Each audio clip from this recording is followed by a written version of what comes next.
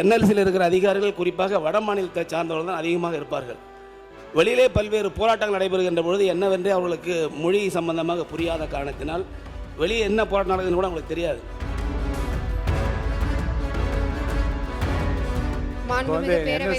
NLC நிறுவனத்தை பற்றி நிறைய கருத்தெல்லாம் சொல்லியிருக்கின்றார்கள். அவசர மொழி தெரியாதவர்கள் அங்கே இருக்கிறான்னு சொன்னார்கள். புரிய வேண்டிய மொழியிலே நீங்கள் புரிய வைக்க வேண்டியது உங்களுடைய கடமை.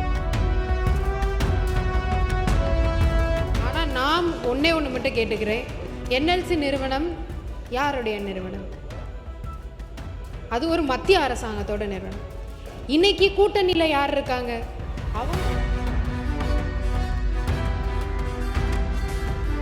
மாண்புமிகு முதலமைச்சராக முத்துவேல் கருணாநிதி ஸ்டாலின் அவர்கள் இருந்த பொழுது என்எல்சி அதிகாரிகளை எல்லாம் அழைத்து, என்எல்சியில் இருக்கிற அதிகாரிகள் குறிப்பாக வட மாநிலத்தை சார்ந்தவர்கள் தான் அதிகமாக இருப்பார்கள். வெளியிலே பல்வேறு போராட்டங்கள் நடைபெறுகின்ற பொழுது என்னவென்றே அவர்களுக்கு மொழி சம்பந்தமாக புரியாத காரணத்தினால் வெளியே என்ன போராட்டம் நடக்குதுன்னு கூட அவங்களுக்கு தெரியாது.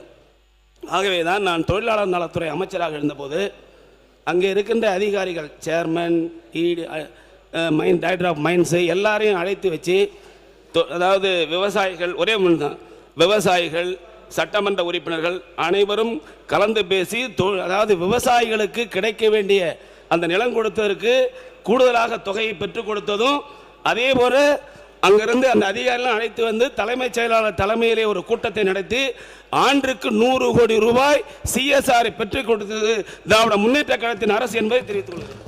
மாண்புமிகு தொழில்துறை அமைச்சர் அவர்கள் பேசுகிறோம். என்எல்சி நிறுவனத்தை பற்றி நிறைய கருத்தெல்லாம் சொல்லியிருக்கின்றார்கள். அவசர மொழி தெரியாதவர்கள் அங்கே இருக்கிறான்னு சொன்னார்கள். புரிய வேண்டிய மொழியிலே நீங்கள் புரிய வைக்க வேண்டியது உங்களுடைய கடமை. மாண்புமிகு தொழில்துறை அமைச்சர் அவர்கள். மாண்புமிகு பேரவைத் தலைவர் அவர்களே, உட்காருங்க, அவங்க பேசட்டும். பரந்தூர் மக்கள் எப்படி பாதிக்கப்பட்டு நம்ம இன்னைக்கு அவங்கள காப்பாற்றினோமோ அதே மாதிரி என்எல்சி நிறுவனத்தினால பாதிக்கப்பட்டவங்களை கண்டிப்பாக நம்முடைய அரசாங்கம் கைவிடாது. ஆனால் நாம் ஒன்று மட்டும் கேட்டுக்கிறேன், என்எல்சி நிறுவனம் யாருடைய நிறுவனம்? அது ஒரு மத்திய அரசாங்கத்தோட நிறுவனம். நாங்கள் 3 மாதத்தில் அந்த என்எல்சி வரலை. இது பல ஆண்டுகளாக இருக்கக்கூடிய நீடிக்கக்கூடிய ஒரு பிரச்சனை. இன்னைக்கு கூட்டணியில் யார் இருக்காங்க? அவங்களுமே அங்கே மேலே பேசி நம்ம தமிழ்நாட்டுக்கான பிரச்சனைகளை சால்வ் பண்ணி தரலாமே. கண்டிப்பாக உயர்மட்ட குழு கேட்டிருக்காங்க. அதற்கான நடவடிக்கை நம்மளுடைய மாண்புமிகு முதலமைச்சர் அங்கிருக்க மக்களை கைவிட மாட்டார்.